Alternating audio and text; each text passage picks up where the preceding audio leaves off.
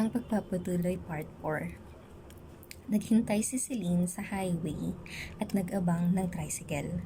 Maaga pa naman at alas 7 pa lang ng gabi.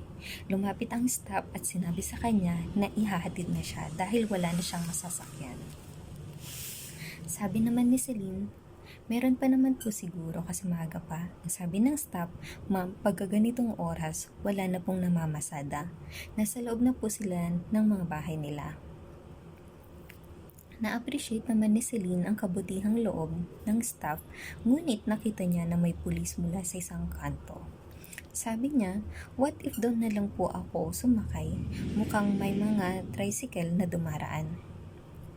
Ay opo, doon din po ang daan papunta sa hotel na pupuntahan niyo.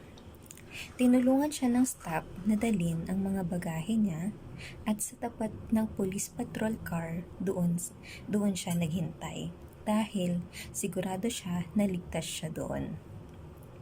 Nilapitan naman siya ng pulis at tinanong kung may hinihintay ba siya. Sabi ng pulis, wala ka nang masasakyan ma'am, ihahatid na lang kita. Saan bang punta mo? At sinabi ni Celine ang hotel. Hinatid siya